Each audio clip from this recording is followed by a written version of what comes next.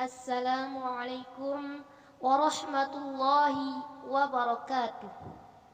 Ukhti fillah yang saya banggakan, ketahuilah bahwa menutup aurat merupakan kewajiban bagi kaum muslim, baik laki-laki maupun perempuan.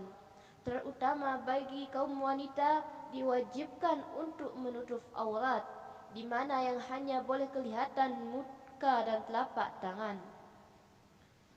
Maka hal itu diwajibkan bagi wanita untuk memakai jilbab. Memakai jilbab tidak hanya bagi orang yang taat agama, orang yang memiliki ilmu agama yang tinggi, namun menutup aurat diwajibkan bagi wanita yang sudah haid atau balik tanpa terkecuali.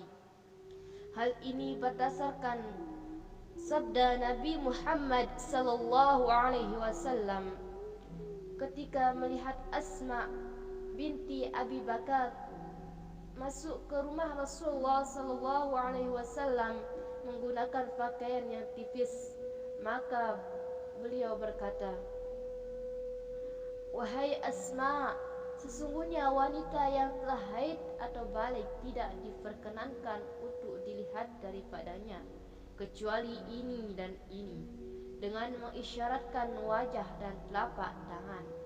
Hadis riwayat Abu Daud. Hadis ini diperkuat dengan firman Allah Subhanahu wa taala dalam surah Al-Ahzab ayat 59 yang artinya, "Wahai Nabi, katakanlah kepada istri-istrimu, anak-anak perempuanmu, dan istri-istri orang mukmin, hendaklah mereka mengulurkan jilbabnya ke seluruh tubuh mereka.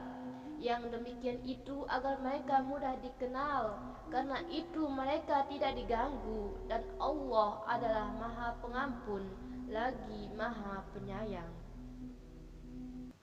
Semua ulama sepakat bahwa haram bagi wanita menampakkan auratnya kecuali muka dan telapak tangannya. Aurat adalah perintah syariat dan sudah ditetapkan atau dibatasi oleh syariat, sehingga tidak ada ijtihad dalam hal ini karena sudah ditetapkan Allah Subhanahu wa taala. Adapun tata cara berjilbab sesuai dengan tuntunan syariat Islam. Yang pertama, menutup seluruh badan selain yang dikecualikan. Syariat ini sesuai dengan firman Allah Subhanahu wa taala dalam surah An-Nur ayat 31 yang artinya, "Katakanlah kepada wanita yang beriman, hendaklah mereka menahan pandangan mereka dan kemaluannya, dan janganlah mereka menampakkan perhiasannya kecuali yang biasa nampak daripadanya. Dan hendaklah mereka menutup kain kudung ke dadanya." Syarat yang kedua, bukan berfungsi sebagai perhiasan. Mengapa demikian? Karena terkadang kita menggunakan jilbab ataupun pakaian dengan memakaikannya suatu hiasan, yang hal tersebut bisa menyebabkan kaum laki-laki melirikkan pandangannya, karena hal itu dilarang sebagaimana firman Allah Subhanahu wa taala yang artinya, "Dan hendaklah kamu tetap di rumahmu dan jangan kamu berhias dan bertingkah laku seperti orang jahiliyah dulu." Quran surah Al-Ahzab ayat 33. Syarat yang ketiga, kainnya tebal, tidak tipis atau transparan. Sebagaimana yang telah kita ketahui, fenomena jilbab gaul yang sedang tren di kalangan anak-anak muda dengan pakaian tipis dan serba ketat. Hal ini merupakan suatu bentuk pelanggaran terhadap syariat Islam. Sebab jilbab sebagai pelindung wanita, maka secara otomatis jilbab harus tebal atau tidak transparan. Karena demikian itu akan semakin memancing fitnah atau godaan dari pihak laki-laki. Adapun ancaman bagi mereka itu ialah sebagaimana sabda Nabi Muhammad sallallahu alaihi wasallam, ada dua golongan dari ahli neraka yang siksaannya belum pernah saya lihat sebelumnya. Golongan yang pertama yakni kaum yang membawa cambuk seperti ekor sapi yang digunakan memukul orang, yakni penguasa yang zalim. Yang kedua, orang yang berpakaian tapi telanjang, yang selalu maksiat dan menarik orang lain untuk berbuat maksiat. Rambutnya sebesar bulu unta, mereka tidak akan masuk surga, bahkan tidak akan mencium wanginya, padahal bau surga itu tercium sejauh perjalanan yang sangat panjang. Hadis riwayat Muslim.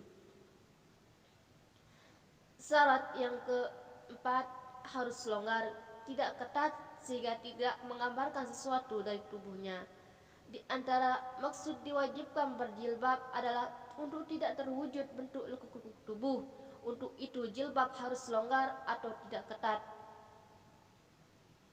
Sebagaimana perkataan Al-Fatimah putri Rasulullah kepada Asma, "Wahai Asma, sungguhnya aku memandang buruk yang dilakukan oleh kaum wanita yang mengenakan baju dan dapat menggambarkan bentuk tubuhnya." Diriwayatkan oleh Abu Naim. Syarat yang kelima, tidak diberi wangian atau parfum. Syarat ini berdasarkan larangan kepada wanita untuk memakai wangi-wangian ketika keluar rumah. Rasulullah Shallallahu Alaihi Wasallam bersabda, siapapun wanita yang memakai wewangian lalu ia melewati kaum laki-laki agar ia menghirup wanginya, maka ia sudah berzina. Hadis riwayat An-Nasa'i. Alasan pelanggaran ini jelas bahwa hal ini akan membangkitkan nafsu birahi. Para ulama bahkan mengikuti sesuatu yang semakna dengan pakaian indah, perhiasan yang tampak, dan hiasan aksesoris yang megah. Dan syarat yang terakhir atau yang keenam, bukan libah atau syurah, pakaian atau pakaian popularitas. Berdasarkan hadis Ibnu Umar berkata, Rasulullah Sallallahu Alaihi Wasallam bersabda, barang siapa yang menegakkan pakaian syurah atau untuk mencari popularitas di dunia, niscaya Allah menegakkan pakaian kehinaan pada hari kiamat, kemudian membakarnya dengan api neraka. Hadis riwayat Abu Daud dan Ibnu Majah. Apakah yang dimaksud dengan libah syurah? Libah syurah adalah setiap pakaian yang dipakai dengan tujuan meraih popularitas, gengsi tinggi di tengah-tengah orang banyak. Baik pakaian tersebut mahal yang dipakai oleh seorang untuk berbangga dengan gaun dan perhiasannya, maupun pakaian yang bernilai rendah dan yang dipakai oleh seorang untuk menampakkan kezuhudannya dengan tujuan riya. Demikian itulah syarat-syarat berpakaian sesuai dengan tuntunan syariat Islam.